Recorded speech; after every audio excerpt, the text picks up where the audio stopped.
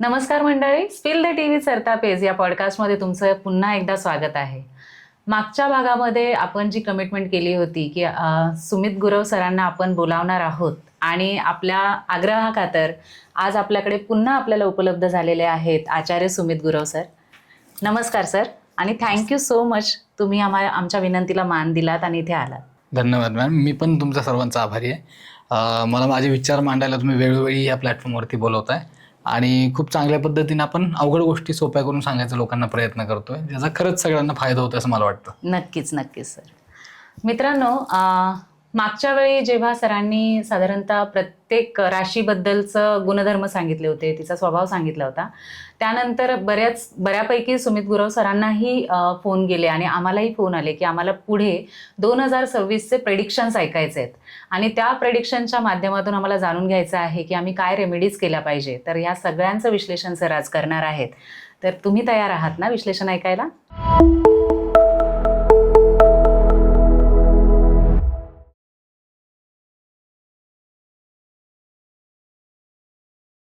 Sir, ज्योतिषशास्त्राचे काही प्रकार आहेत?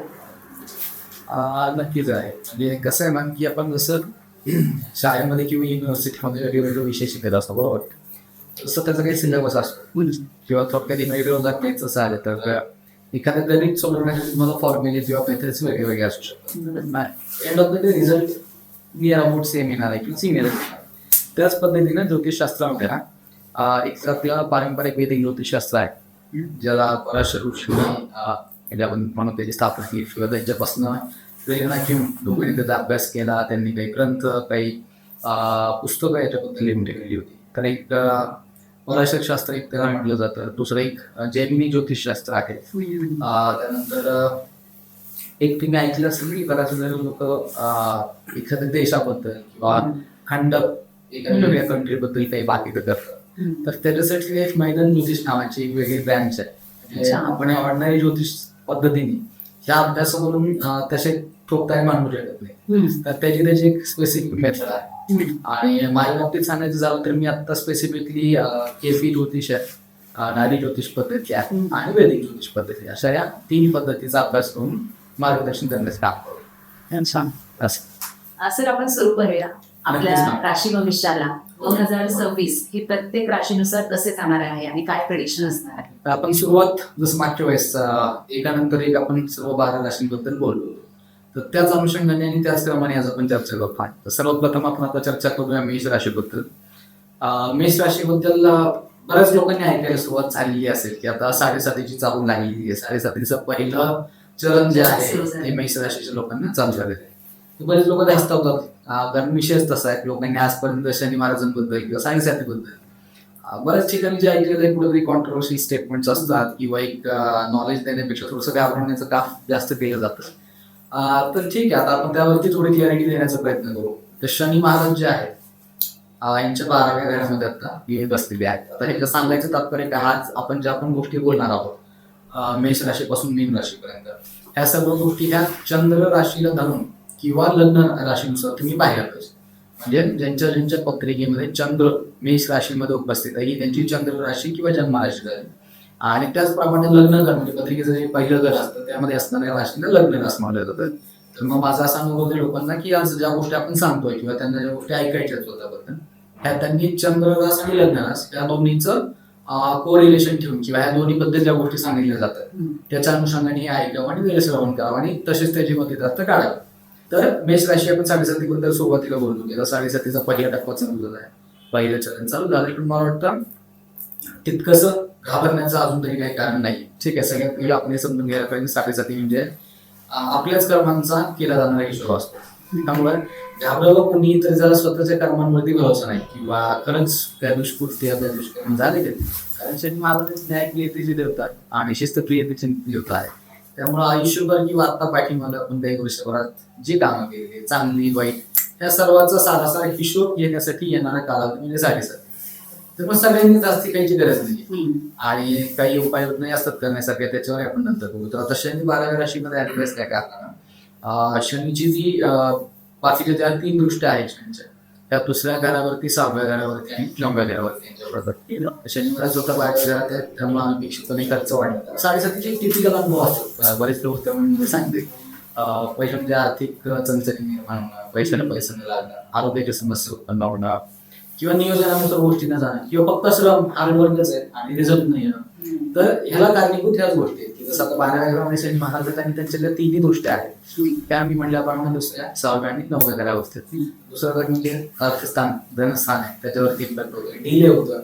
शनी जेव्हा जेव्हा येतात किंवा ज्या घरावरती शनी महाराजांची दृष्टी पडते याचा अर्थ काय की शनी तुम्हाला पेशन्स शिकवायला आलेले आहेत. डिले, ऑब्स्ट्रॅक्शन किंवा एखादी गोष्ट स्ट्रेच होणं हे स्वाभाविक आहे. म्हणजे आपलं पेशन्स आहे ना, तेव्हा पेशन्स बिल्ड करण्याचं काम 7.5 मध्ये केलं जातं. त्यामुळे जसं मी म्हटलं की धनस्थानावर जर असल्या कारणानं आर्थिक गोष्टीमध्ये चणचण किंवा आपण प्लॅन केल्यानुसार आर्थिक गणित न बसणं किंवा नोकरीवाल्यांचं तरी ठीक आहे महिन्याला परंतु व्यवसाय, नोकरी, व्यवसाय धंदा यांचा आहे अशा लोकांना केलेल्या कामाचे पैसे थोडेसे उशिरा मिळणं किंवा कॅश फ्लो जर बिझनेस वाढत मिळणं, कस्टमरला तुम्ही कदाचित कमिटमेंट दिल्यानुसार सगळ्या गोष्टी करून दिल्या पण तरी येणं म्हणजे पेमेंटच्या स्वरूपात येणं जे ते थोडं येण्यासाठी उशीर होणं असे अनुभव येते. त्यानंतर 6व्या घरावरती सुद्धा नजर असतं कारण तब्येतीच्या थोड्याफार तक्रारी. आता थोड्याफार म्हणजे काय होतं 7.5 मध्ये टिपिकली माणसाला त्रास होतो. हे शक्यतो हाडांसंदर्भात म्हणजे जे बोन्स येतात त्या बोन्सशी रिलेटेड त्रास होण्याची शक्यता जास्त असते. कारण शनीचा आपल्या शरीरातल्या जो शरीराच्या सापळ्या त्याच्यावरती हाडांवरती जो तो प्रभुत्व शनीचा प्रभाव असतो. त्या कारणानं जास्त करून आपल्याला हाडाशी रिलेटेड संबंधित हाडाशी संबंधित आजार, जॉईंट पेन, आर्थरायटिस त्यासारख्या अडचणी होण्याची शक्यता असते. त्यासाठी काळजी घेणं गरजेचं. आता काळजी म्हणजे काय तर मी म्हणतो सर्वच लोकांनी 7.5 या लोकांनी तर केलंच पाहिजे पण सर्वच लोक नाही, एक 6 महिने वर्षात नाही त्यांचे रेग्युलर मेडिकल रुटीन फॉलो केली तर सगळ्यांसाठी चांगलं आहे. मेष राशीसाठी विशेषतः हाडा संबंधातल्या गोष्टी यांची काळजी घेणं, त्यांचं दुर्घटना होणार नाही, खेळताना ड्राईव्ह करताना ड्रायव्हिंग करणार नाही त्या गोष्टीची त्यांनी काळजी घेणं गरजेचं आवडतं. तर या गोष्टी ज्या आपण तब्येतीविषयी काय काळजी मेष राशीच्या लोकांनी घेतली पाहिजे त्याबद्दल बोललो. त्याचप्रमाणे गुरु महाराजांच्या पोझिशनवर काही गोष्टी आपण सांगू शकतो जसं की जून महिन्यापर्यंत गुरु जे आहेत आता ते मिथुन राशीमध्ये आहेत. म्हणजे जसं पाहिजे या लोकांच्या पत्नीनुसार 3ऱ्या काळामध्ये गुरु महाराजांचा तसला आहे आणि 3ऱ्या काळातून त्यांची जी दृष्टी 5वी ती 7म स्थानावरती आपल्याला नसावं याचं इंडिकेशन आहे की विवाह इच्छुक मंडळी जी असते बऱ्याच काळापासून त्यांचे प्रयत्न चालू आहेत पण गोष्टी जमून घेत नव्हत्या. आता गुरुची 7म स्थानावरची दृष्टी आणि गुरु स्वतःच या कार्याला घडवून आणण्याचे कारण असते. त्यामुळे 7म स्थानावरची दृष्टी ही तुम्हाला म्हणजे विवाहित मंडळींना लग्न करण्यासाठी खूप चांगले परिणाम किंवा खूप चांगले रिझल्ट देईल. त्या अनुषंगाने जे प्रयत्न असतील ते तुम्ही चालू ठेवले पाहिजे असं माझं म्हणणं आहे. त्याच्या व्यतिरिक्त 12 स्थानावरती पण गुरु महाराजांची दृष्टी आहे. म्हणजे एका प्रकारे तुम्हाला कार्य घ्यायला किंवा सुरुवातीला मी जे वाक्य वापरलं होतं की 7.5 जरी सुरुवात झाली असेल फारसं घालायचे कारण नाही कारण शनी महाराज कुठून ना कुठून येऊन त्यांची दृष्टी तशी ठराविक काळामध्ये टाकत असते. त्याचनुसार गुरु महाराजांच्या दृष्टी सुद्धा त्यांचे जे काही निर्माण होणारे दोष आहेत किंवा त्या दोषाची इंटेन्सिटी ती कमी करण्याचं काम किंवा एक प्रकारचं ब्लेसिंग देण्याचं काम जे ना ते गुरु महाराजांचे त्यांच्या पद्धतीचं स्थान होतं. त्यामुळं बॅलन्स होणार अगदी खरं ज्या गोष्टी शनी महाराजांच्या प्रभुत्वामुळे जशी मी म्हणालो की टिकले होणं, ऑब्स्टेकल्स येणं ह्या गोष्टी वारंवार घडणं किंवा तब्येतीच्या तक्रारी, फायनान्शियल अडचणी हे जरी होत असेल तरी कुठं ना कुठे गुरुतत्वाची मदत तुम्हाला डायरेक्ट किंवा इनडायरेक्ट स्वरूपामध्ये होत राहणार आहे. पण संमिश्र असं काय जसं मी म्हटलं की जून पर्यंत विशेषतः कारण जून नंतर गुरु महाराजांचे पोझिशन परत चेंज होईल मिथुन राशीमधून ते पुढे कर्क राशी जी की गुरु महाराजांची उच्च राशी गुरु त्या राशीमध्ये गेल्यानंतर उच्च म्हणजे काय म्हणू आपण की जे काय त्यांचं हायेस्ट पोटेन्शियल आहे तेवढ्याने ते बेस करू शकतात किंवा तेवढ्या इंटेन्सिटीनी पॉझिटिव्ह रिझल्ट तुम्हाला डिलिव्हर करू शकतात. जून नंतर तुम्हाला काय बघायला मिळू शकतं मेष राशीला की जून नंतर गुरु महाराजांची नजरी 10व्या घरावरती राहते म्हणजे आपल्या कर्मस्थानावरती. त्यामुळं ज्यावेळेस तुम्हाला नोकरी बदलण्याचे असू शकतात, कोणाला जर क्लासिक जॉबमधनं स्विच करायचं आहे, कोणाला जॉबमधनं बिझनेसमध्ये स्विच करायचं आहे, असे जे काही ट्रान्सफॉर्मेटिव्ह डिसिजन्स असतील तुमचे हे तुम्ही जूनच्या पुढं डिसेंबरच्या महिन्यापर्यंत गुरुचे जे ट्रान्झिशनच्या फेज आहेत गोचरचा काळावधी त्यामध्ये तुम्ही घेऊ शकता. त्याच्या व्यतिरिक्त राहूची पोझिशन 11व्या घरावरती आहे. त्याचं एक स्लाइड इंडिकेशन काय असतं की 11वं जे घर आहे त्यामध्ये आपलं एक सोशल नेटवर्क परिवार त्याच्यामुळे थोडंसं सांगू वाटतं की मित्र परिवारापासून किंवा सोशल नेटवर्क मधल्या लोकांपासून थोडंसं सावध राहणं. म्हणजे कसं त्यामध्ये ना आपल्याला सामाजिक जीवनात गावात काहीतरी समज होणं, अशा आशंका आहे किंवा आपण अफवा वगैरे होणं, रुमर्स असतात. म्हणजे तिसऱ्या पद्धती तुम्हाला त्यातील सांगेल तुमच्या दोन लोकांच्या मध्ये काहीतरी मिसअंडरस्टँडिंग देण्याचा प्रयत्न केला जाईल किंवा अननेसेसरी गोष्टीवर वादवाद हे होऊ शकतात. ज्या घरात उपस्थिती असल्याच्या कारणानं तेवढं तुम्ही थोडीशी काळजी घेतली तर त्या गोष्टी निर्वाहपणे पार पडतील. आणि हे होत असताना केतू जे ते 5व्या घरामध्ये बसलेलं आहे, राहू 11व्या घरात असलेल्या कारणानं केतूची पोर्शन 5व्या घरावर आहे. हे घर थोडंसं म्हणजे काय ना की 5व्या घरावरचं केतू थोडं मला चिंतेत टाकणारा विषय. म्हणजे 5व्या घरावरती केतू असलेल्या कारणानं काही लोकांना असे अनुभव येते की ज्या विशेषतः प्रेग्नंट लेडीज असतील तर त्यांनी थोडी काळजी घेणं गरजेचं आहे. जसं संधान प्राप्तीचं आहे, केतू तिथं असतं 5 चांगलं मानलं जात नाही, तर त्यांनी स्वतःच्या तब्येतीची काळजी घ्यावी. ज्या काही मेडिकल ट्रीटमेंट्स आहेत, डॉक्टरच्या विजिट्स आहेत, त्या अगदी स्ट्रिंजंटली फॉलो कराव्या आणि जे पण डॉक्टरांनी सांगितलेल्या गोष्टी आहेत या काटेकोरपणे पाळाव्या अशी माझी विनंती आहे. तर इन जनरल संमिश्र स्वरूपाचं त्यातल्या पॉझिटिव्ह घटनांचं जास्त हे वर्ष आहे मेष राशीसाठी असं मी म्हणेन. आणि साडेसाठी चालू झालेली असल्या कारणानं त्यांनी शनीची केलेली उपासना त्यांना विशेष लाभदायक होईल. शनी उपासनेमध्ये काय काय प्रकार आहे, तर शनी उपासनेमध्ये तुम्ही शनी मंत्राचा जाप, शनीचा जो बीज मंत्र आहे त्यावर आपण डिस्क्रिप्शन स्क्रीनवरती खाली तो डिस्प्ले करूया सुविधासाठी किंवा आपण कमेंट बॉक्समध्ये आपल्याकडून इथं पोस्ट करूया. तर शनी मंत्राचा जाप करणं हा त्याचा एक उपाय आहे. त्यानंतर शनीचे तत्व असलेल्या ज्या आपण गोष्टी आहेत, म्हणजे ज्याच्यामध्ये काही लोकांची गोष्टी आहेत किंवा स्लीपर्स आहे, ठीक आहे. आणखी तुम्हाला डोनेट कोणाला करायचं तर जे अंडर प्रिव्हिलेज लोक आहेत, म्हणजे थोडक्यात कसं की गरजू आहेत आणि ते म्हणजे असे की पण तुम्हाला काहीच मदत करू शकणार नाही. म्हणजे याला आपण म्हणतो की अगदी निस्वार्थपणे केलेली मदत. अगदी रोडवरती काम करणारे मजूर असतात किंवा आपल्या घरात हाऊस हेल्पसाठी जे लोक देतात, मेड असतील आपल्या किंवा साऊंड्स असतील, त्या लोकांना तुम्ही स्लीपर जसं मी म्हणलं फुटवेअरचं डोनेशन करू शकता. ठीक आहे, लोकांची वस्तू तुम्ही कवा किंवा आणखी काही किचन रिलेटेड गोष्टी आहेत त्याचं काही डोनेशन तुम्ही करू शकता. तिळाचं तेल आहे, शनिवारी तिळाचं तेल शिवाय तुम्ही अशा लोकांना त्यामध्ये 7:30 मध्ये थोडीशी तुमची जी इंटेन्सिटी आहे शनी महाराजांची प्रकोपाची किंवा तीव्रतेची, तर ती हळूहळू दूर होण्यासाठी त्या गोष्टीचा वापर होतो. त्यामुळे मी म्हणेन की शनी उपासना म्हणजे मंत्र उपासना आणि हे बाकीचे आता सांगितलेले उपाय हे त्या लोकांनी करावेत. खूप चांगला रिझल्ट त्यांना पाहायला मिळेल. आणि मेष राशीवाल्यांना खरंच फार काळजी करण्याचं वातावरण नाही 2026 गुढी गुढी वातावरण आहे असं मी म्हणेन. त्याच्यापुढे आपण आता दुसरी जास्त आपली वृषभ राशी आहे, त्या वृषभ राशीबद्दल सांगायचं झालं तर वृषभ राशीसाठी शनी त्यांच्या 11व्या घरात, गुरुवाराचं स्थान हे त्यांच्या 2ऱ्या घरामध्ये आहे आणि केतू 4थ्या घरात आणि राहू 10व्या घरामध्ये. आता आज मला सांगायचं ऑडियन्सला की आज आपण जे काही प्रेडिक्शन सांगितलं आहोत हे एखाद्याची सखोल पत्रिका पाहणं हा एक गोष्ट वेगळा असतो. आणि जेव्हा आपण बर्ड आय व्ह्यू सांगतो किंवा एखाद्या गोष्टीला काही प्रेडिक्शन्स मास लेवलला सांगायचं तर आपण हे चंद्र आणि लग्न रास या दोन्हीवरती आधारित गोष्टी सांगत आहे. आणि मेच्युअली आपण याच्यामध्ये जे प्रमुख ग्रह आहेत तसे ते सगळेच ग्रह पाहिले जातात किंवा त्यांचं गोचराचा अभ्यास केला जातो. पण प्रामुख्याने आपण गुरु, शनी, राहू आणि केतू यांच्या गोचरणी किंवा आता असलेल्या उपस्थित त्यांच्या ज्या राशीमध्ये त्यांचा प्रेग्नन्स आहे त्यामुळे होणारे काय परिणाम आहेत त्यावरती प्रामुख्याने आपण भर देतो. तर त्यानुसार सांगायचं झालं गुरु महाराजांच्या 2ऱ्या घरामध्येच, 2ऱ्या घरात धनस्थान आहे, दुसरं घर जे असतं त्या पद्धतीचं धनस्थान मानलं जातं. गुरु महाराजांचा 2ऱ्या घरातला प्रेझेन्स हा तुमच्या आर्थिक गोष्टींमध्ये सुधारणा घडवण्यासाठी कारणीभूत ठरेल. काही जुनी देणी आलेली असतील, काही पेंडिंग लोन्स किंवा पेंडिंग काही कुणाकडनं पैसे येणे असतील जे अनपेक्षितपणे तुम्हाला येण्याचे योग जे आहे हे जून महिन्याच्या आतमध्ये बनताना दिसतात. कारण जून महिन्यानंतर परत गुरु महाराज राशी परिवर्तन करतात. परंतु जून महिन्यापर्यंत एक चांगला कालावधी ज्यामध्ये जुने काही केलेले कामाचे राहिलेले मोबदले असतील ते सुद्धा मिळण्याचे योग बनतात. त्यानंतर आपलं कुटुंबातलं जे वातावरण आहे फॅमिली हे अगदी हॅपी आणि आनंदी राहण्याचा योग जो आहे तो याच्यामध्ये दिसतो. याचसोबत शनी महाराज जे ते 11व्या घरामध्ये, म्हणजे याचा अर्थ किंवा याच्यानुसार माझं जे प्रेडिक्शन आहे मी हा गोष्ट थोडंसं ज्या इच्छित गोष्टी आहेत किंवा ज्या डिझायर्स आहेत ना ह्या पूर्ण होण्यासाठी कदाचित विलंब होईल. शनीच्या आपण ठिकाणी असतात तिथे थोडंसं माणसाला स्ट्रगल करणं नाही स्वाभाविक आहे. थोडं त्या गोष्टी डिले होणं किंवा ऑब्स्टॅकल्स येणं वाटतं.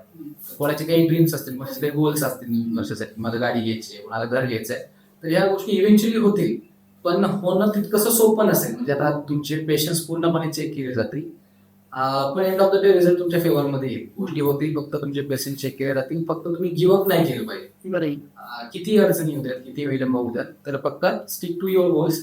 गोल चेंज करू नका किंवा गिव्हअप पण करू नका, एवढंच माझं सजेशन आहे. त्याच्यानंतर राहू यांच्या कर्मक्षेत्रावरती आहे. राहू कर्मक्षेत्रावरती असल्यानंतर आणि तो पण शनी महाराजांच्या राशीमध्ये, हा जो कर्मक्षेत्रावरचा राहू आहे, हिंदीमध्ये ऍस्ट्रोलॉजीसाठी एक गोष्ट म्हणली जाते की राहू दसमे तो दुनिया बसमे. त्या 10वं घर जे आहे ना, ते कर्मक्षेत्रामध्ये जर राहू असेल तर त्याच्यासारखा परफॉर्मर माणूस नसतो प्रोफेशनल लाईफमध्ये. ऍट द सेम टाइम हे व्यक्ती खूप जास्त असं वर्कहोलिक काइंड ऑफ असतं, म्हणजे वेळ प्रसंगी कामावरती एवढं लक्ष देणं किंवा फक्त ऑफिस अवर्स मध्येच कामापुरतं त्यांच्या मर्यादा न राहता कधी कधी काम घरापर्यंत सुद्धा येतं. पण त्यातून कधी कधी क्लॅशेस पण होतात. म्हणजे ऑब्व्हियसली हे संमिश्र रिझल्ट देणारी पोझिशन आहे राहूची. ही प्रोफेशनल लाईफ मध्ये सक्सेस देईल, ओव्हर द कॉम्पिटिशन तुम्हाला विनिंग एज कायमच देईल, पण ऍट सर्टन कॉस्ट. म्हणजे त्यासाठी तुम्हाला मे बी थोडासा पर्सनल टाइम सॅक्रिफाईस करावा लागेल. आपल्या नियर अँड डिअर वन्स लोकांसोबत असताना कदाचित तुम्हाला कामाचे फोन येणं किंवा त्यांच्यासोबतचा जो क्वालिटी टाइम तुम्ही स्पेंड करता त्याच्यावरती थोडी मर्यादा किंवा थोडेसे रिस्ट्रिक्शन्स तुमच्या येऊ शकतील. अशा पद्धतीचं वातावरण असतं. तर इन जनरल मला सांगावं वाटतं की हा प्रोफेशनल आणि पर्सनल लाईफ याच्यामधला थोडासा दुवा किंवा बॅलन्स साधणं जे आपण म्हणतो, हे जर या लोकांनी केलं ना तर ओव्हरऑल यांना सक्सेस चांगले मिळेल आणि 2026 वृषभ राशीसाठी चांगलं जाणार आहे. याच्या व्यतिरिक्त शनी, जसं मी मगाशी सांगितली, त्याच्या 11व्या घरात असल्या कारणाने शनीची एक नजर जी त्यांची प्रथम लग्न स्थानावरती सुद्धा पडते. तर त्यामुळे ह्यांना सुद्धा तब्येतीच्या थोड्याफार तक्रार आहे. जसं आपण काम वाटलं की म्हणजे कसं कोरिलेटेड असतं ते सुद्धा याच्यात सिद्ध होतं. जसं आपण म्हणजे योगीच्या गोष्टी सांगायच्या म्हणून आहेतच नाही. प्रत्येक गोष्टीला काही लॉजिकल पॉईंट्स आहेत किंवा प्रत्येक गोष्टी कुठे ना कुठं कनेक्टिंग द डॉट्स आहेत एकमेकांसोबत. त्यामुळं शनी महाराजांची तिसरी नजर जी आहे ती लग्नस्थानावर पडल्यामुळे त्यांना सुद्धा थोड्याशा तब्येतीच्या तक्रारीची काळजी घेतली पाहिजे. रेग्युलर हेल्थ चेकअप आणि मी म्हणतो प्रामुख्याने थोडंसं त्यांनी एक्सरसाइज किंवा एक डिसिप्लिन रुटीन जर अवलंब केला, डिसिप्लिन रुटीनचा. कसं प्रत्येकाला शरीर यष्टी प्रत्येकाची वेगळी, बरोबर, शरीर प्रकृती वेगळी, त्यामुळे प्रत्येकाला 4 एक्सरसाइज सूट होती असं नाही. पण शनी महाराज काय वागतात तर एक डिसिप्लिन रुटीन वागतात. यामध्ये सगळं झालं. मे बी सकाळी लवकर उठून थोडंसं प्राणायाम करणं असेल, योगा करणं असेल, ठीक आहे, ज्यांना वेल कॅपेबल आहेत ते जॉगिंग करू शकतात, वेट लिफ्टिंग करू शकतात, जिम्नॅशियम्स करू शकतात. पण ज्यांना ह्या हार्डकोर ऍक्टिव्हिटी नाही जमणार त्यांनी ऍटलीस्ट योगा, प्राणायाम, मेडिटेशन ह्या ज्या गोष्टी आहेत ह्या जरी केल्या तर खूप चांगल्या प्रकारचे रिझल्ट त्यांना पाहायला मिळू शकतात. त्यामुळं वृषभ राशीसाठी सुद्धा मी म्हणेन की संमिश्र स्वरूपाचं साथ, 50-50% वेटेज आपण देऊ. कारण मी मगाशी म्हटल्याप्रमाणे त्यांची इप्सित किंवा यांचे जे डिझायर्स आहेत त्या होतील फुलफिल, पण त्यासाठी प्रयत्नाची पराकाष्ठा मात्र यांना करायला आहे किंवा पदोपदी यांना पेशन्स चेक केले जात आहेत. आणि आता आपण सोडून देऊया हे आपलं जे होणार नाही अशा भावना सुद्धा निर्माण होते. पण तोच टेस्टिंग टाइम आहे त्यांचा. त्या कालावधीमध्ये त्यांनी जर नाही गिव्हअप केला आणि परसिस्टन्सी ठेवली तर मात्र गोष्टी त्यांच्या फेवरमध्ये घडून यायला सुरुवात होईल. तर हे माझं वृषभ राशीसाठी सांगणं आहे. आणि नेव्हर लूज द होप्स, सगळ्यात महत्वाचं म्हणतो हा वृषभ राशीसाठी तोच आहे. तर आता आपल्या पहिल्या 2 राशींबद्दल बोलून झाल्यानंतर आपण मिथुन राशीबद्दल थोडीशी चर्चा करूया.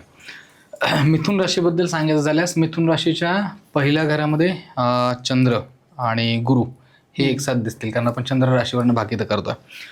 गुरु पहिल्या घरात आहे, याचा अर्थ काय, यांना 2 प्रकारचे शुभ संकेत आपण सांगू शकतो. एक म्हणजे यांना प्रेम संबंधांमध्ये यश मिळू शकतं, ठीक आहे. जे पुत्रप्राप्तीची इच्छा ज्यांची होती त्यांना पुत्रप्राप्तीच्या दृष्टीने सुद्धा योग चांगले बनतात. आणि विवाह इच्छुक मंडळींना विवाह ठरण्याचे आणि लवकरात लवकर तशा गोष्टी घडून येण्याचे सुद्धा योग हे चांगले बनतात. तर ह्या सगळ्या पॉझिटिव्ह गोष्टी आपण मिथुन राशीबद्दल सांगत आहोत. त्याच वेळेला शनी जे आहेत त्यांच्या कर्मस्थानावर म्हणजे 10व्या घरावरती आहे. आणि शनी आहेतच स्वतः कर्मफलदाता, त्यामुळं केलेल्या कर्माचं योग्य तो न्याय निवाडा किंवा करत असलेल्या कष्टाचं योग्य ते रिटर्न मिळण्याचा हा यांच्यासाठीचा कालावधी आहे. कारण शनी पूर्ण वर्षभर म्हणजे 2026 संपूर्ण होईपर्यंत त्याच ठिकाणी त्याच राशीमध्ये राहणार आहेत. आत्ता जसं की मीन राशीमध्ये त्यांचा आत्ताचा प्रेझेन्स आहे. ह्याच्या व्यतिरिक्त 9व्या घरामध्ये राहू उपस्थित आहे. ह्याच्यावरनं काय सांगावं वाटतं तर जे जसं आपण मगाशी म्हणालो की प्रेम संबंधांमध्ये यश मिळण्याचं आता योग बनत आहेत. तर राहू 9व्या ठिकाणी असल्यामुळे माझा एक पर्सनल अनुभव आहे की बऱ्याच मंडळींचे जे प्रेम संबंध बनतात ना हे मोस्टली इंटरकास्ट किंवा वेगळ्या समाजातल्या व्यक्तींसोबत बनण्याचे योग बनतात. तर हे सुद्धा एक मिथुन राशींसाठी मला सांगावं वाटतं. ह्याच्या व्यतिरिक्त केतू 3ऱ्या घरात आहे, म्हणजे थोडंसं ना भावांसोबत किंवा सिबलिंग्स जे असतील यांचे त्यांच्यासोबत थोडंसं व्यवस्थित ताळमेळ बसवणं, थोडंसं समजून घेणं याची आत्ता यांना गरज आहे. कारण केतू डिटॅचमेंटचा कारक आहे. थोडे ज्या प्रयत्न ठिकाणी- करावे लागतील. अगदी म्हणजे थोडे ऍक्टिव्हली प्रयत्न करावे लागतील. त्यामुळे तिथं थोडं त्यांनी टेक केअर करणं गरजेचं आहे. नाही तर मग थोडीशी नात्यामध्ये कडवाट येणं किंवा उगीच गैरसमज होणं गरज नसताना अशा गोष्टी घडताना आपण पाहू शकतो. तर पहिले 3 राशीबद्दल चर्चा करून झाल्यानंतर आपण आता चौथ्या म्हणजे कर्क राशीबद्दल चर्चा करतोय. कर्क राशीबद्दल सांगायचं तात्पर्य असं आहे की शनी महाराजांचा प्रेझेन्स यांच्या 9व्या घरामध्ये, म्हणजे शनी महाराज स्वतः कर्मफलदाता, ते आहेत भाग्याच्या स्थानावरती, 9म भावावरती. याचा अर्थ जे काही कर्म आपण करू त्याला जिथे आपल्याला लक फॅक्टरची जो गरज आहे, म्हणजे भाग्याला नशिबाची साथ जी लाभते, तशा प्रकारचे योग कर्क राशीसाठी बनताना दिसतात. जून महिन्यापर्यंत तरी हे योग कायम राहणार आहेत आणि आपण करत असलेल्या कामात, घेत असलेल्या मेहनतीमध्ये योग्य ते फळ मिळणं, अशा प्रकारचे संयोग आता बनतात.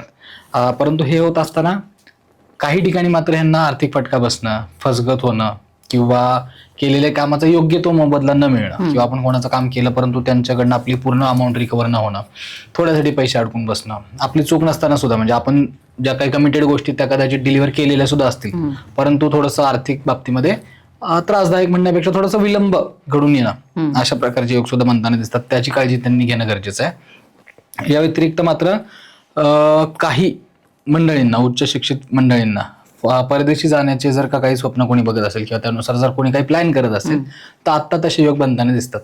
त्यामुळे आत्ताचा एक 6 महिन्याचा जूनपर्यंतचा कालावधी हा त्यासाठी पूरक आहे, सपोर्टिव्ह आहे. थोडंसं आणखीन परिश्रम करून, थोडंसं आणखीन ऍक्टिव्हली एफर्ट्स टाकून तसे योग तुम्हाला घडवून आणणं शक्य आहे.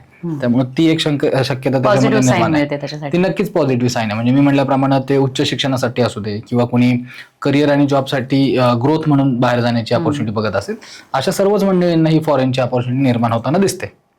या पलीकडं असं आपण पाहू शकतो की कर्क राशीच्या मंडळींना ना अचानकच अशा गूढ गोष्टींमध्ये इंटरेस्ट निर्माण होईल. जसं ज्योतिषशास्त्र आहे, जसं काही लोक आता ते तंत्र मंत्र, बरेच सोशल मीडियावर सगळेच ट्रेंडिंग आहेत ना आजकाल, टॅरो रिडिंग आहे, न्यूमरॉलॉजी आहे. तर अशा एक ऑकल्ट सायन्सशी रिलेटेड, म्हणजे कुठल्या तरी गुप्त गोष्टीशी संदर्भात अचानकच इंटरेस्ट निर्माण होईल. काहीतरी हे लोक त्याचे व्हिडिओ पाहायला सुरुवात करतील, काही लोकांना त्याच्याबद्दल वाचन करायला आवडेल.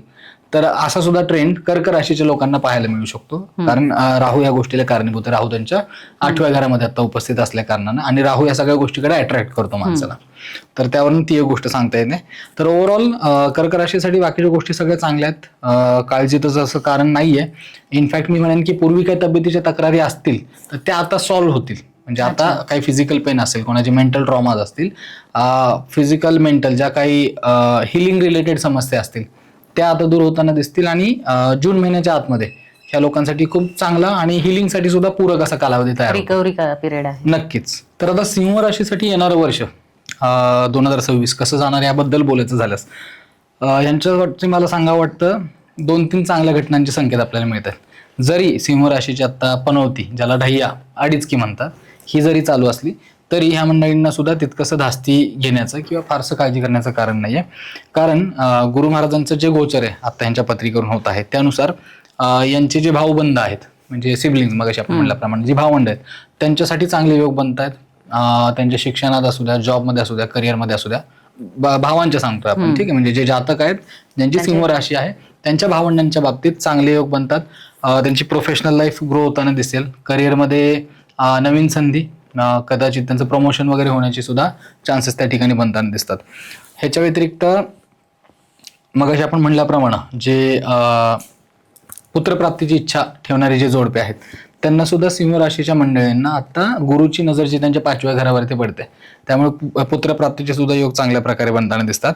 आणि त्याचनुसार 7व्या म्हणजे सप्तम घरावरती सुद्धा गुरुची नजर असल्याने ह्यांचे रिलेशनशिपचे इश्यूज काही असतील तर ते आता सॉल्व्ह होतील. हजबंड वाईफ किंवा गर्लफ्रेंड बॉयफ्रेंड जे असतील ते हेल्दी बॉन्ड्स त्यांचे क्रिएट होतील. सप्तम स्थान हे बिझनेससाठी सुद्धा पाहिलं जातं पत्रिकेनुसार. त्यामुळं जे सेल्फ एम्प्लॉईड लोक असतील किंवा बिझनेसमॅन लोक असतील त्यांच्यासाठी गुरुची नजर 7व्या घरावर असणं एक चांगला संकेत आहे. ज्या काही छोट्या मोठ्या अडचणी, पूर्वी जो काही स्ट्रगल झालेला असेल, हा आता जून महिन्यापर्यंत आपण असं म्हणू की तो एक तुम्हाला म्हणजे बॅकलॉग काढण्याचा समय आहे.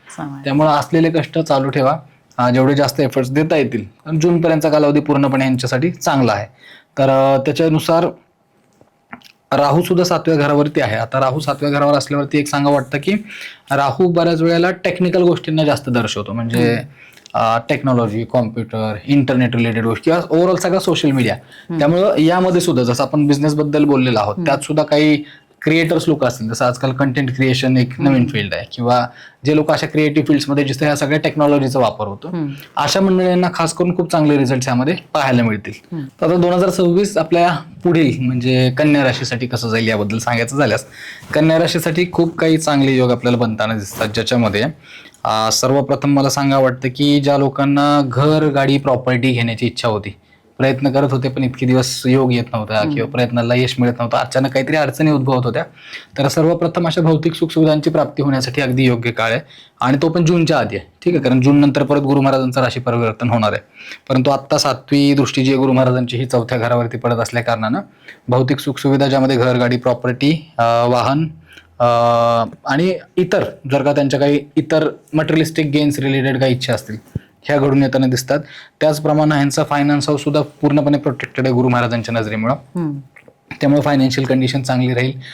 जुने बॅकलॉगची आणि काही लोकांचे असतील तर ते वसूल होतील. अनपेक्षित लाभ सुद्धा काही होऊ शकतील जे कदाचित अकाउंट्समध्ये नसतील, मे बी कन्सिडरेशनमध्ये नसतील, तर अशा प्रकारे अनपेक्षित फायनान्शियल गेन्स हे स्पेसिफिकली ह्या लोकांना पाहायला मिळू शकतील.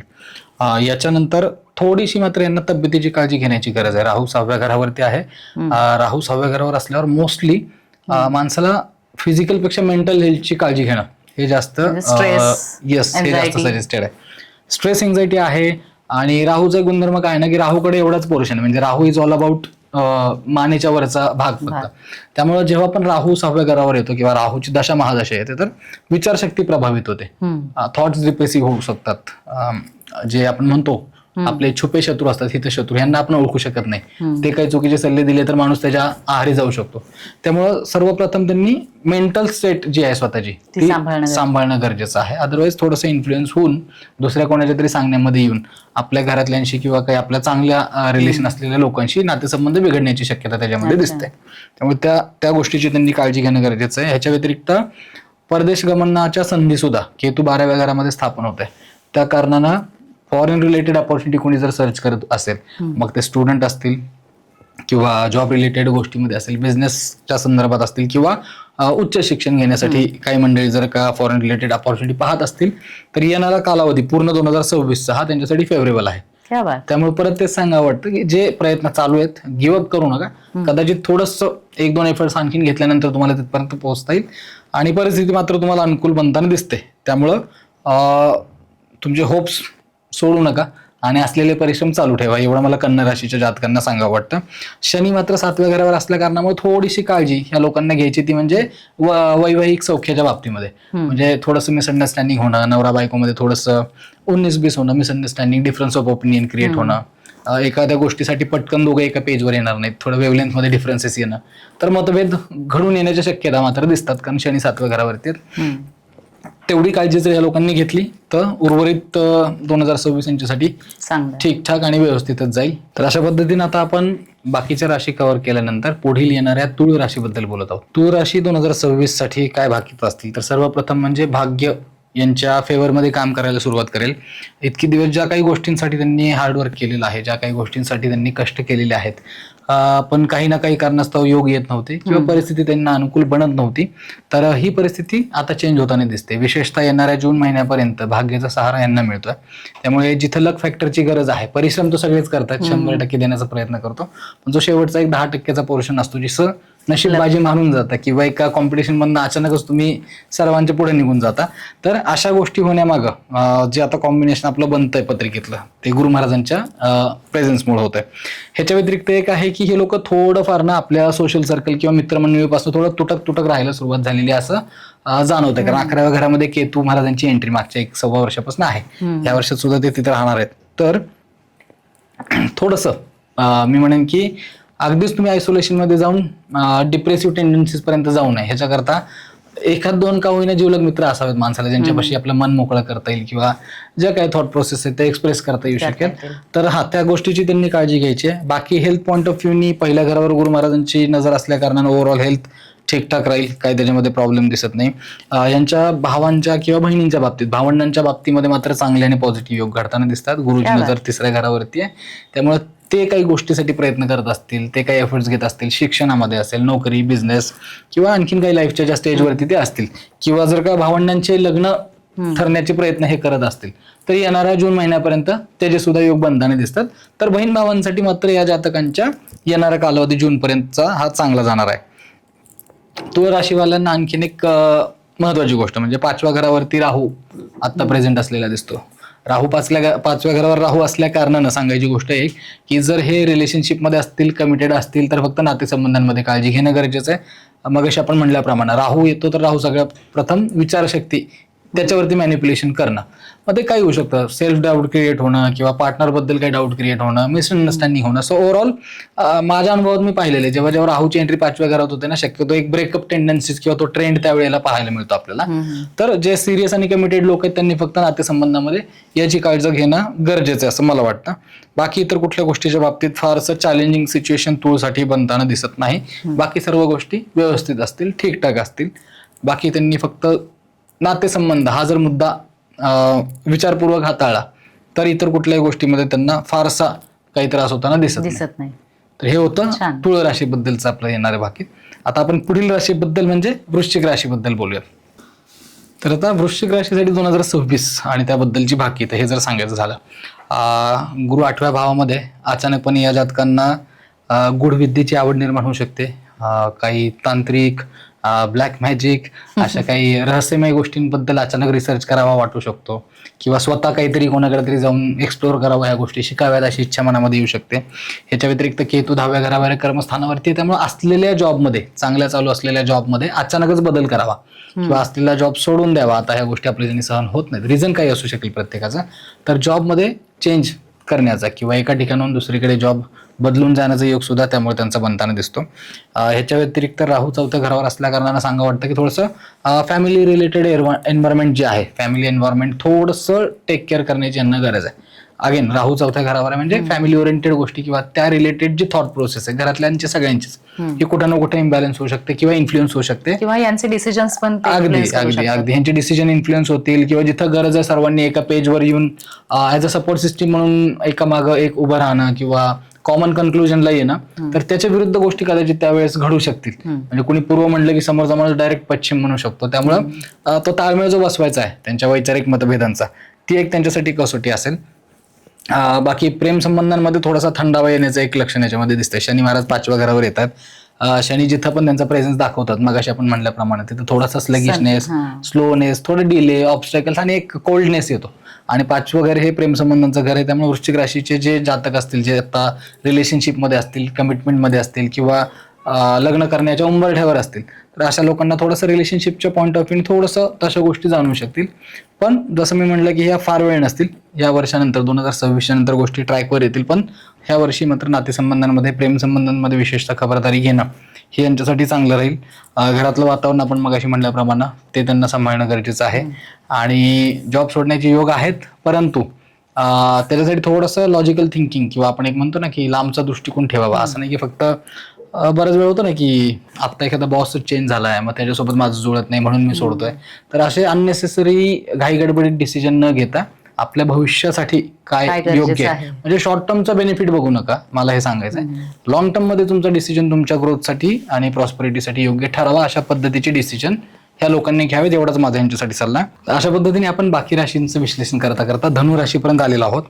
आता धनुराशीला 2026 कसं जाईल ह्याच्याबद्दलच्या काही गोष्टी सांगायच्या झाल्यास, शनी महाराज 4थ्या भावामध्ये प्रेझेंट आहे. तर 4थं घर हे भौतिक सुखसुविधांचं आहे आणि शनी स्वतः लँड बिल्डिंग इन्फ्रास्ट्रक्चर किंवा ऍग्रिकल्चरल गोष्टीशी रिलेटेड गेन्स ह्याचे कारक आहेत. त्यामुळं मगाशी आपण म्हटल्याप्रमाणे भौतिक सुखसुविधांची प्राप्ती होण्याचे योग धनुराशीसाठी सुद्धा बनतात. ज्यामध्ये त्यांचं स्वतःचं घर घेण्याचं स्वप्न असेल, कोणाचं स्वतःची गाडी घेण्याचं स्वप्न असेल, तर ज्या ज्या भौतिक सुखसुविधा आहेत ज्याने माणसाचं आयुष्य थोडंसं आरामदायक, थोडंसं लक्झरी ओरिएंटेड आणि थोडंसं कम्फर्टेबल बनतं, अशा भौतिक सुखसुविधा ह्या आयुष्यामध्ये येण्याचे योग धनुराशीसाठी तरी मला बनताना दिसतात.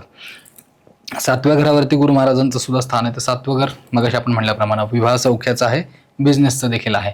तर धनुराशीच्या जातकांची वैवाहिक लाईफ ओव्हरऑल स्टेबल आणि ठीकठाक राहील. 2026 मध्ये फारसे काही फ्लक्च्युएशन्स येणार नाहीत, फारसे काही मतमतांतर होणार नाहीत आणि एक आपण म्हणूया की हार्मनी राहील, एक ओव्हरऑल बॅलन्स राहील त्यांच्या रिलेशनशिपमध्ये. कुठलीही फारसं ताणतणावाची परिस्थिती नवरा बायकोंमध्ये किंवा मॅरिड कपल्समध्ये निर्माण होणार नाही, हे आपण ह्याच्यावरनं सांगू शकतो. त्याच वेळेला सप्तम भाव हे बिझनेस आणि सेल्फ एम्प्लॉईड लोकांसाठी सुद्धा विचार करण्याचं स्थान असल्या कारणानं गुरु महाराजांचं तिथलं स्थान म्हणजे जे लोक नोकरीत नाहीत अशा लोकांचं आपण बोलत आहोत, जे स्वतः सेल्फ एम्प्लॉई किंवा जे स्वतः बिझनेस करतात. ओरिएंटेड ऍक्टिव्हिटी करतात, त्या लोकांसाठी जून पर्यंतचा कालावधी हा चांगला जाईल. जून पर्यंतचा कालावधी म्हणजे जुन्या काही गोष्टी ज्या आपल्याला एक्झिक्यूट करायच्या होत्या पण एवढे दिवस करता येत नव्हत्या, काही अचानकच क्रिएटिव्ह स्ट्रॅटेजिक थिंकिंग एखाद्या डोक्यामध्ये येईल ज्यामुळं पुढे येणाऱ्या कालावधीमध्ये चांगलं यश मिळू शकतं. नवीन ऍक्टिव्हिटी एखादी आपण अचानक चालू करू शकतो, जसं आज टेक्नॉलॉजीचा जमाना आहे, डिजिटल मार्केटिंगचं युग आहे, सोशल मीडिया आहे. मे बी काही कन्व्हेन्शनल बिझनेस होते जे पूर्वी ऑनलाईन प्रेझेन्स नव्हते, आता त्यांना येण्याची इच्छा होईल आणि तिथं आल्याने त्यांना नवीन ऍक्टिव्हिटी नवीन स्टेप घेतल्याच्या कारणाने सबस्टन्शियल बेनिफिट पाहायला मिळू शकतात, हे सांगायचं तात्पर्य. हे होत असताना यांच्या भावंडांबद्दल म्हणजे यांच्या सिबलिंग्स बद्दल, बहीण भावांबद्दल त्यांना जर का विदेशी जाण्याची काही संधी असेल किंवा जर कोणी तसे प्रयत्न करत असतील तर विदेश गमनाचे योग ह्या जातकांच्या भावंडांसाठी बनताना दिसतात. हे होत असताना मात्र त्यांनी स्वतःच्या तब्येतीची सुद्धा काळजी घेणं गरजेचं, म्हणजे यांच्या भावंडांनी, कारण राहू असल्या कारणानं ना काही घटनाक्रम अचानक घडून येतात ज्याची पूर्वी काही चाहूल नसते किंवा एखाद्या गोष्टीची काही हिस्ट्री नाही आणि अचानक तो इम्पॅक्ट आपल्याला दिसला. तर यांच्या सिबलिंग्सला थोडीशी तब्येतीची काळजी घेऊन त्यांनी स्वतःची हेल्थ रिलेटेड गोष्टी टेक केअर करून चालणं हे त्यांच्यासाठी जास्त रेकमेंडेड आहे असं मी सांगेन. आणि कर्मस्थानावरती शनी महाराजांची सुद्धा दृष्टी पडत असल्या कारणाने जे नोकरीला असणारे लोक आहेत, जे एम्प्लॉई आहेत स्वतः, त्यांच्यासाठी सुद्धा केलेल्या कर्माचं योग्य फळ मिळणं, म्हणजे आपण जे काही एफर्ट्स करतोय, जे काही कष्ट करत आहोत त्याला योग्य तितका किंवा मी म्हणेन जस्टिफिकेबल मोबदला त्या गोष्टीचा, इन टर्म्स ऑफ मनी असू द्या, इन टर्म्स ऑफ तुमचे काही ड्यू प्रमोशन्स असतील किंवा एखादी गोष्ट टार्गेट म्हणून डोळ्यासमोर ठेवून तुम्ही याचं मोटिवेशन त्या दृष्टीने एफर्ट घेत असाल तर ह्या सगळ्या गोष्टी ज्या आहेत ना 2026 मध्ये मूर्त रूपात येतील आणि असं चांगल्या प्रकारचं वातावरण धनुराशीसाठी बनताना मला तरी करिअर वाईज सगळ्यांसाठी चांगलं, म्हणजे एम्प्लॉयसाठी तर आहेच आहे, बिझनेस आणि सेल्फ एम्प्लॉईड साठी सुद्धा आपण बोललेलो आहोत. त्यामुळे ह्या सगळ्या लोकांना ओव्हरऑल कर्मक्षेत्र आणि या गोष्टीचा जर संबंध पाहिला तर या गोष्टी पॉझिटिव्ह घडताना मला दिसतात. त्यामुळे धनुराशीच्या जातकांना खूप खूप शुभेच्छा आणि 2026 त्यांना असंच चांगल्या पद्धतीने जाईल. आता 2026 मकर राशीसाठी काय गोष्टी घेऊन येतं ह्याच्याबद्दल जर बोलायचं झालं तर सांगा वाटतं की थोडासा चॅलेंजिंग असा कालावधी आहे. जरी यांची 7.5 संपलेली आहे, मागच्या 6 महिन्यापूर्वीच आता मकर राशीची 7.5 समाप्त झालेली आहे, परंतु आता असलेलं ग्रहांचं गोचर हे पाहता एकंदरीत संमिश्र स्वरूपाच्या गोष्टी आहेत यांच्याबद्दल घडणाऱ्या. आणि यामध्ये काय काय गोष्टी मला वाटतं वैयक्तिकरित्या की पहिलं म्हणजे प्रेम संबंधांमध्ये नात्यामध्ये दुरावा निर्माण होऊ शकतो. ठीक आहे. ह्याच्या व्यतिरिक्त पुढची गोष्ट म्हणजे बिझनेस आणि व्यापार जर लोकांचे असतील त्यामध्ये काही स्ट्रगल्स त्यांना करावे लागतील. आर्थिक संबंधातले असतील किंवा योग्य वेळेस त्यांना रिसोर्सेस मिळणार नाहीत, कच्चा माल मिळणार नाही, म्हणजे पुढून कमिटमेंट घेतलेल्या आहेत कस्टमरकडून परंतु काही ना काही अडचणींमुळे योग्य वेळेत कमिटमेंट पूर्ण न करता आल्या त्यामुळे कुठं ना कुठं फायनान्सेस वरती डायरेक्ट किंवा इनडायरेक्ट सुद्धा त्या गोष्टीचा इम्पॅक्ट होताना मला दिसतो. ठीक आहे. याच्या व्यतिरिक्त थोडंसं भाग्यापेक्षा कर्माला जास्त प्राधान्यानं द्यावं लागेल, कारण भाग्यस्थानावर शनीची पण दृष्टी पडते. तर शनी कर्मप्रधान देवता असल्या कारणानं नशिबाची साथ कदाचित मिळू न मिळो पण आपल्याला 100च्या जागेवरती 200% एफर्ट्स कसे देता येतील. त्यामुळं थोडंसं नशिबाचं भाग्याचा साथ जरी कमी असेल तर ऍटलिस्ट तुमच्या कर्मप्रधानतेमुळं या गोष्टी तुमच्या फेवरमध्ये जाव्यात अशा प्रकारचं सुद्धा वातावरण मकर राशीसाठी बनताना दिसतं. या व्यतिरिक्त थोडेसे ना हेल्थ रिलेटेड इश्यू जर आपण बोलायचं झालं तर ह्यांना साधारणपणे पोटाचे किंवा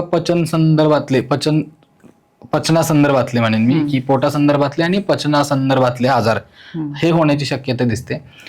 त्याचप्रमाणे थोडंसं ऍसिडिटी, हायपर ऍसिडिटी, गॉल ब्लॅडरचे काय आपण म्हणतो पित्ताशयाचे आजार ह्या रिलेटेड काही गोष्टींचा त्रास हा होऊ शकतो. त्या दृष्टीने त्यांनी योग्य ते त्यांचं चलनवलन राहिलं, योग्य तो आहार त्यांनी घेत राहिले तर ह्या गोष्टीचं आहे त्या डॉक्टरचे ट्रीटमेंट्स कन्सल्टेशन घेऊन त्यांनी लवकरात लवकर त्या गोष्टी क्युअर कराव्या. कारण 2026 पूर्ण वर्ष तसं त्यांच्यासाठी चॅलेंजिंग तब्येतीच्या दृष्टीने तरी दिसतं. म्हणजे ऑन ऑफ होत राहील. महिनाभरात जरा बरं वाटतं, परत पुढच्या 8-15 दिवसांनी तो प्रॉब्लेम रिपीट होईल किंवा ती समस्या न होताना दुसरी काहीतरी समस्या मागे लागेल.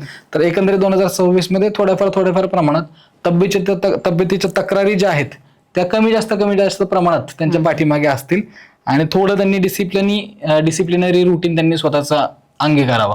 म्हणजे जसं आपण मगाशी म्हणालो की सकाळी लवकर उठणं असेल ज्यांना कोर ऍक्टिव्हिटी करणं शक्य आहे, जिम्नॅशियम असू द्या, बाकी वेट लिफ्टिंग रिलेटेड असू द्या, आणि ते ज्यांना शक्य नाही त्यांनी आपल्या शारीरिक क्षमतेनुसार कमीत कमी योगा, प्राणायाम, मेडिटेशन ह्या गोष्टीसाठी कमीत कमी योग्य तो वेळ द्यावा. त्यांनी या लोकांना खूप चांगल्या प्रकारचा फायदा होताना दिसून येईल. ह्याच्या व्यतिरिक्त जे आता मकर राशीबद्दल आपण बोलत आहोत की याच्या व्यतिरिक्त सासरकडच्यांकडून पूर्वी इतका सपोर्ट न मिळणं किंवा आधी थोडेसे संबंध चांगले होते परंतु अचानकच त्या संबंधांमध्ये काहीतरी वितुष्टी येणं, काही गैरसमज निर्माण होणं, अशा प्रकारचं सुद्धा जे आहे वातावरण हे मकर राशीवाल्यांच्या जातकांसाठी बनताना दिसतं. त्यामुळे योग्य ती खबरदारी घेऊन त्यांनी योग्य तो टोन, योग्य तो वे ऑफ कम्युनिकेशन मेंटेन करून ह्या गोष्टी न घडाव्यात हे जी काळजी घेतलेलं त्यांच्यासाठी चांगलं राहील असं मला तरी वैयक्तिकरित्या वाटतं. याच्या व्यतिरिक्त त्यांनी स्वतःच्या खानपानाची, आहाराची सुद्धा काळजी घेतली पाहिजे. राहू दुसऱ्या घरात आहे, राहू आपल्याला दुसऱ्या घरातनं फूड हॅबिट्स बिघडण्याच्या सुद्धा संकेत देतो. वेळे खाणं किंवा खाण्याच्या वेळा फिक्स नसणं, अगदीच उशिरा खाणं. मग जसं मी पहिल्यांदा एक संकेत दिला की तब्येतीवरती परिणाम सुद्धा आपल्याला तेच होतील अशा प्रकारचे संकेत आहेत. आणि राहू दुसऱ्या ठिकाणी बसून कदाचित त्या म्हणजे संकेतांना परिणामांपर्यंत कसं पोहोचवलं जाईल त्याचं सुद्धा त्याच्यामध्ये तो आपल्याला इंडिकेशन देताना दिसतो. त्यामुळे मकर राशीवाल्यांसाठी या सगळ्या गोष्टी त्यांनी त्याची काळजी घ्यावी आणि योग्य ती खबरदारी घेतली तर त्यांना 2024 चांगल्या पद्धतीने व्यतीत करता येईल. करिअर वाईज त्यांना करिअर वाईज जर सांगायचं झालं तर थोडंसं चॅलेंजिंग गोष्टी थोड्याशा, ठीक आहे. म्हणजे प्रयत्न करतील परंतु 100% यश मिळणार नाही. टाइम, एनर्जी, मनी किंवा रिसोर्सेस जास्त वेस्ट करून कमी रिटर्न्स, थोडक्यात 110% एफर्ट्स आहेत आणि रिझल्ट मात्र 50-60%च आहेत. अशा प्रकारे त्यांना वाटेल की आपण जेवढं मेहनत करतोय त्याचा योग्य तो मोबदला आपल्याला काही मिळत नाहीये किंवा तेवढं काही आपल्या हातामध्ये पडत नाहीये. तर थोडंसं स्ट्रगल आहे, पण again patience is the key. त्यात शनी महाराजांचीच राशी आहे त्यामुळे ते अंगवळणी पडलेलंच असतं मकर राशीच्या. तर त्यांनी परसिस्टन्स आहे तो मेंटेन करावा त्यांचा, हीच माझी त्यांना विनंती आहे. अशा पद्धतीने आपण आता मकर राशीचं विश्लेषण करून पुढच्या राशीकडे जाऊया आणि आपण कुंभ राशीबद्दल चर्चा करूया. आता 2026 येणाऱ्या कुंभ राशीसाठी कसं जाईल याबद्दल जर बोलायचं झालं मॅडम, तर संमिश्र स्वरूपाचं साल आहे ना हे कुंभ राशीसाठी असेल. संमिश्र ह्याच्यासाठी की थोडंसं राहू पहिल्या घरात असल्या कारणानं विचारशक्तीवरती प्रभाव कुठे ना कुठे झालेला जाणवेल. काय योग्य, काय बरोबर, काय चूक, ह्याच्यामध्ये थोडंसं एक कन्फ्यूज माइंड स्टेट यांचा राहू शकतो. जसं मगाशी आपण बोललो की आपले हितशत्रू आहेत का छुपे शत्रू आहेत ह्यामधला भेद कदाचित त्यांना कळणार नाही. तर कोणीतरी यांच्या स्वभावाचा फायदा घेऊन स्वतःचं काम काढून घेण्यासाठी कुठं ना कुठे यांना मॅनिप्युलेशन करून वेगवेगळ्या प्रकारे मानसिक शांतता यांची भंग करण्याचे योग हे बनताना दिसतात. आणि मेजर इम्पॅक्ट हा मेंटल स्टेट ऑफ माइंडशी रिलेटेड होतानाच याच्यामध्ये आढळून येतो. त्यामुळं सर्वप्रथम तर यांनी मेंटल वेलबिंग स्वतःचं सांभाळलं पाहिजे. आणि आपण मगाशी म्हटल्याप्रमाणे किंवा बाकीच्या राशींना दिलेल्या सल्ल्याप्रमाणे त्यांनी सुद्धा स्वतःचं मानसिक आरोग्य सांभाळण्यासाठी मेडिटेशन, प्राणायाम किंवा इतर काही साधनांचा आणि बाकीच्या गोष्टींचा योग्य तो वापर त्यांनी या ठिकाणी करून घ्यावा, अशा प्रकारची विनंती आपण त्यांना करू शकतो. गुरु यांच्या 5व्या घरावरती आहे, सो ह्यांचा एक पॉझिटिव्ह इंडिकेशन आहे की जे पुत्रप्राप्तीची इच्छा ठेवणारी लोक होते, ठीक आहे, ज्यांना या गोष्टीसाठी योग बनत नव्हता त्यांचे योग बनताना दिसतात. त्याचप्रमाणे सोशल सर्कल, फ्रेंड सर्कलमधून यांना काही ना काही गोष्टींमध्ये फायदा होताना सुद्धा दिसून येतो, कारण गुरु महाराजांची 7वी नजर 11व्या घरावरती सुद्धा आहे. तर हेच आपलं सोशल सर्कलचं घर आहे, सामाजिक आपल्या बाकीच्या नातेवाईकांचं किंवा मित्रमंडळींचं स्थान आहे. तर त्यांच्याकडून काही ना काही आपल्याला फायदा होताना दिसतो. आणि याच्या व्यतिरिक्त शनी महाराज दुसऱ्या घरात असल्या कारणानं ना थोडंसं आर्थिक गोष्टीची घडी कुठेतरी बिघडल्यासारखी वाटेल. ती असणारच आहे, जागेवर असणारच आहे, पण आपण म्हणलं ना की एक मेंटल डिलेमा किंवा एक थॉट्स मध्ये येणारा जो डिलेमा आहे ना तो कुठे ना कुठे त्याला कारणीभूत असेल. आणि त्याच्यामुळे मग गरजेपेक्षा जास्त खर्च होणं किंवा आता इमिडिएट एखाद्या गोष्टीची रिक्वायरमेंट नाही परंतु हौशेपोटी म्हणा किंवा कोणाच्या इन्फ्लुएन्स मध्ये म्हणा तो खर्च त्यांचा म्हणजे सडळ हाताने होत राहणार आहे. आणि नंतर त्यांना कदाचित रिग्रेट होईल की अरे खरंच ही गोष्ट घ्यायची गरज होती का, किंवा हे आज नसतं घेतलं तरी चाललं असतं, मी आणखीन 4 महिन्यांनी घेऊ शकलो असतो. तर थोडंसं अशा प्रकारची कंडिशन जी आहे ना ती मला बनताना दिसते. त्यामुळे ह्या लोकांना थोडंसं आर्थिक नियोजन काटेकोरपणे करून थोडंसं सेल्फ डिसिप्लिन मध्ये जर स्वतः त्यांनी मेंटेन केल्या गोष्टी आणि कुठल्याही गोष्टीची प्राथमिकता पाहून, जसं आता आपण बोललो की एखादी गोष्ट खरंच गरजेची आहे तरच घ्या, किंवा एखादं सर्टन बजेट त्याच्यासाठी अलोकेट करून त्याच्या आतमधलीच गोष्ट मी घेईन, त्याच्या बाहेर काय झालं किती मला टेम्पटेशन झालं तरी मी त्याच्या बाहेर ते बजेट क्रॉस करून जाणार नाही. तर कुठे ना कुठं असं एक सेल्फ डिसिप्लिनेट थॉट त्यांना स्वतःसाठी अप्लाय करता आलं पाहिजे. केतू 7म स्थानात असल्यामुळे ना थोडीशी चिंता मला यांच्या वैवाहिक आयुष्याची सुद्धा वाटते. स्पेशली जे न्यूली मॅरिड कपल असतील, 1-2 वर्ष ज्यांच्या लग्नाला झालेले आहेत, तर थोडं यांच्यामध्ये ना डिफरन्स ऑफ ओपिनियन, मतभिन्नता, थोडेसे आपण म्हणू शाब्दिक चकामकी, तर ह्या गोष्टी वारंवार घडताना आता आढळतील. तर त्यासाठी त्यांनी थोडं योग्य ती काळजी घेऊन योग्य त्या भाषेत, योग्य त्या शब्दात एकमेकाशी संभाषण साधून जेणेकरून ना अननेसेसरीली कॉन्फ्लिक्ट क्रिएट होणार नाहीत किंवा गैरसमज मनामध्ये निर्माण होणार नाहीत, याची काळजी त्यांनी घ्यायची. बाकी इतर कुठल्याही गोष्टीमध्ये, कामाच्या असू द्या, बिझनेसच्या असू द्या, नोकरीच्या बाकी इतर ठिकाणी त्यांना फारसे त्रास होताना दिसत नाहीत. हे फक्त 3 ते 4 मुद्दे. त्यांना करायचे conflict management almost in all the aspects of the area. फायनान्समध्ये आहे, रिलेशनशिपमध्ये सुद्धा आहे, आणि सोशल सर्कल आणि फ्रेंड सर्कलमध्ये सुद्धा आहे. त्यामुळे तेवढी गोष्ट जर त्यांनी जपली तर इतर कुठल्या गोष्टीची काळजी मला वाटत नाही कुंभ राशीला असेल. जरी त्यांना आता 7.5 चालू आहे, ठीक आहे, कुंभ राशीची 7.5ची शेवटची फेज आहे, कदाचित हा डिलेमा किंवा हा सगळा थॉट प्रोसेसचा जो इम्पॅक्ट आहे, जो आता आपण काही गोष्टीमध्ये चर्चा केली, हा त्याचाही परिणाम असू शकतो. परंतु घाबरायचं कारण नाही, कारण 7.5चा शेवटचा टप्पा आहे. पहिल्या 2 टप्प्यांमध्ये शनी महाराजांनी ज्या काही गोष्टी तुमच्या टेस्टिंगसाठी केलेल्या आहेत किंवा ज्या ज्या गोष्टीसाठी तुम्ही काही सॅक्रिफायसेस, कॉम्प्रोमाइजेस केलेले आहेत, कुठे ना कुठे शेवटचा टप्पा तुम्हाला ते रिवॉर्ड सुद्धा देऊन जातो. त्यामुळे थोडासा कालावधी टेस्टिंगचा आहे. मे बी येणारं पुढचं वर्ष हे सगळ्या केलेल्या गोष्टीचं बॅकलॉग कव्हर करण्यासाठी सुद्धा आपल्याला येईल. त्यामुळे नेव्हर लूज द होप्स, आणि सांगितलेल्या गोष्टीची खबरदारी घेऊन व्यवस्थित गोष्टी हँडल केल्या तर 2026 तेवढंसं कठीण जाणार नाही. अशा पद्धतीने आपण कुंभ राशीचं विश्लेषण केलेलं आहे. आणि आता आपल्या शेवटच्या म्हणजे मीन राशीच्या विश्लेषणाकडे आपण जाणार आहोत. आता सगळ्यांना ऐकून माहितीच असेल की 7.5चा दुसरा टप्पा मीन राशीला चालू आहे. म्हणजे शनी महाराज आता स्वतः आहेत ते 12 नंबरच्या शेवटच्या राशीमध्ये स्थानापन्न आहेत. सगळ्यात पहिलं जर का या लोकांबद्दल सांगायचं झालं ना, यांचा स्लीप पॅटर्न जो आहे ना, तो खूप मोठ्या प्रमाणात डिस्टर्ब झालेला आपल्याला बघायला मिळेल. 12वं घर पत्रिकेतलं किंवा 12वी राशी ही जनरली स्लीप सायकल किंवा स्लीप क्वालिटीशी रिलेटेड असते आपल्या. आणि मग शनी महाराजांचं तिथं आलेला प्रेझेन्स हा कुठे ना कुठे त्या गोष्टी थोड्याफार हॅम्पर करतो. तर बऱ्याच लोकांना हे रिलेट होईल. लोक आपल्या रीलवरती किंवा ह्या व्हिडिओवरती तशा प्रकारच्या कमेंट सुद्धा करतील असं मला वाटत आहे.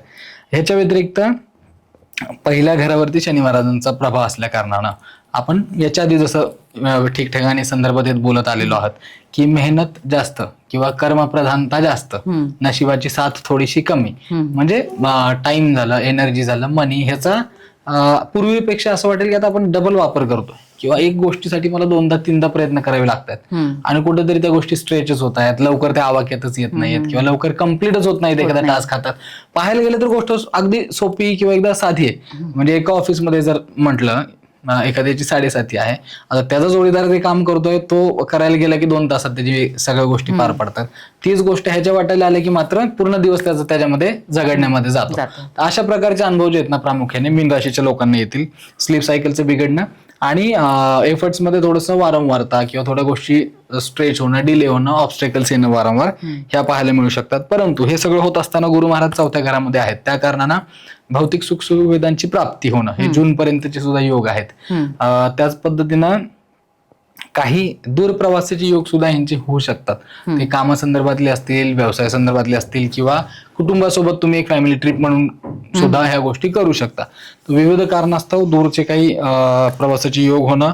ह्याच्या व्यतिरिक्त केतू 6व्या घरावर असल्या कारणानं ना काही अचानक उद्भवणारे आजार, अचानक म्हणण्यापेक्षा म्हणजे मी काय म्हणेन की ज्या गोष्टींची पूर्वी काही हिस्ट्री राहिलेली नाहीये किंवा कुठल्याही प्रकारची चाहूल आपल्याला मिळत नाहीये. जसं कोणी चक्कर येऊन पडलं, अचानक रक्त चेक केल्यावर कळतं की हिमोग्लोबिनच कमी झाला, B12 कमी झालेला आहे रक्तातला.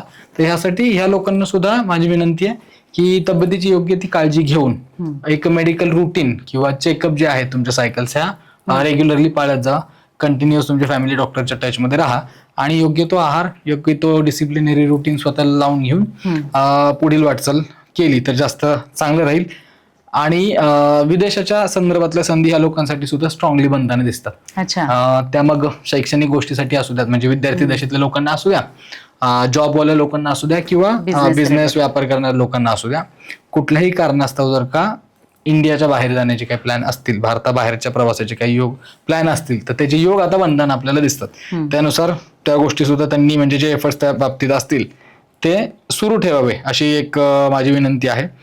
रिअल इस्टेट क्षेत्रात काम करणाऱ्या मंडळींना विशेषतः मला वाटतं पुढचे 1-2 महिने साधारण जानेवारी-फेब्रुवारी पर्यंत चांगले रिझल्ट मिळतील. आणि जे लोक म्हणजे थोडक्यात ना सलॉन किंवा ब्युटी पार्लर ज्या ग्रुमिंग रिलेटेड इंडस्ट्री आहेत, ज्या शुक्राच्या अंडर येतात, ह्या लोकांना सुद्धा पहिले जानेवारी फेब्रुवारीचा जो कालावधी हा चांगला जाईल. म्हणजे आर्थिक आवक चांगली राहील, आधीचे कस्टमर्स तुमचे आहेत, प्लस रिकरिंग मध्ये वर्ड ऑफ माउथनी काही नवीन कस्टमर्स बनतील, तर थोडंसं बिझनेस हा स्केलअप होताना दिसतो. तर अशा प्रकारचं ग्रहमान हे मीन राशीसाठी बनलेलं आहे. 7.5 मीन राशीला सुद्धा आहे.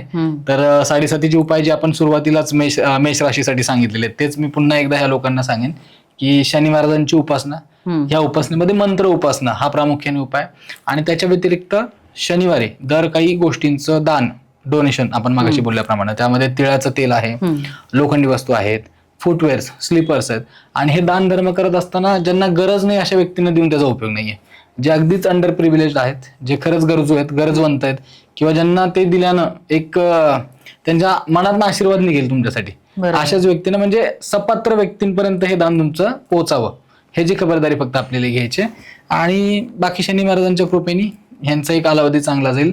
नाही म्हणलं तरी अजून पुढचा एक फेज 7.5चा बाकी आहे.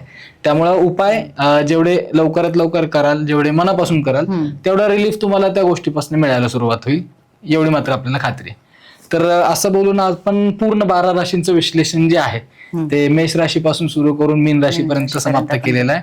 ओव्हरऑल बऱ्याच लोकांना समस्या असतीलच, नाही असं नाहीये, पण काही झालं तरी 2026 हे तितकंसं काय म्हणू आपण की 2026 तितकंसं माणसाला कोलमडून पडायला भाग पाडणारं नाहीये. प्रयत्नाची पराकाष्ठा नक्की करावी लागेल, पेशन्स तुमचे पदोपदी चेक केले जातील, पण हाच टेस्टिंग टाइम असणार आहे 2026चा, की तुमची चिकाटी, जिद्द, मेहनत ही न सोडता जेव्हा तुम्ही एका सर्टन लेवलच्या पुढे जाल, त्यानंतर मात्र तुमचा प्रवास हा सुखकर असणार आहे. असं एक सारांश आपण 2026च्या लोकांसाठी सांगू शकतो. क्या बात. म्हणजे एकंदरीत बऱ्याच राशींसाठी हे वर्ष चांगलंही आहे, आणि काही राशींसाठी नाहीये, तर त्यांच्यासाठी तुम्ही रेमेडियल्स पण सांगितलेले आहेत, जेणेकरून तो त्रास किंवा ते जे अडचण आहे त्या काही प्रमाणात तुम्ही हँडल करू शकता. परंतु बऱ्यापैकी सगळ्याच राशींना हे चांगलंही आहे. एकंदरीत तुम्ही जे बोललात त्याच्यावर हे लक्षात येतं की चांगलंही आहे. बाकी थोडंसं आपण कष्ट जेव्हा जास्त घेतो तेव्हा थोडंसं कुठेतरी दुर्लक्ष होतं. हेल्थकडे लक्ष देणं गरजेचं आहे, किंवा आपण आपल्या माइंडसेटकडेही लक्ष देणं गरजेचं आहे, आणि आपल्या म्हणजे काय म्हणतात मेंटल हेल्थकडे लक्ष देणं गरजेचं आहे, आणि ते मला असं वाटतं सगळ्यांसाठीच उपयुक्त ठरणार आहे. Thank you so much sir. खरं तर तुमच्या या मार्गदर्शनामुळे 2026 हे सगळ्या राशींना कसं जाणार आहे आणि काय रेमेडीज केल्या पाहिजे या सगळ्यांची चर्चा आणि उकल आपण या एपिसोडच्या माध्यमातून केलेली आहे. मित्रांनो, या एपिसोडचा तुम्हाला आयुष्यात किंवा तुमच्या या 2026 मध्ये वर्षभरात नक्कीच फायदा होणार आहे, आणि सरांनी जे उपाय सुचवलेले आहेत त्यावर तुम्ही नक्कीच काम करणार आहात. आणि जर तुम्हाला काही अडचणी येत असतील तर तुम्ही आम्हाला कॉलही करणार आहात. सरांचा नंबरही तुम्हाला डिस्क्रिप्शन बॉक्समध्ये दिलेला आहे, तर तुम्ही सरांनाही कॉल करू शकता. सगळ्यांना नवीन वर्षाच्या पुन्हा एकदा हार्दिक हार्दिक शुभेच्छा. सगळ्यांनी खूप खुश राहा, आनंदी राहा, stay happy, stay tune and stay blessed.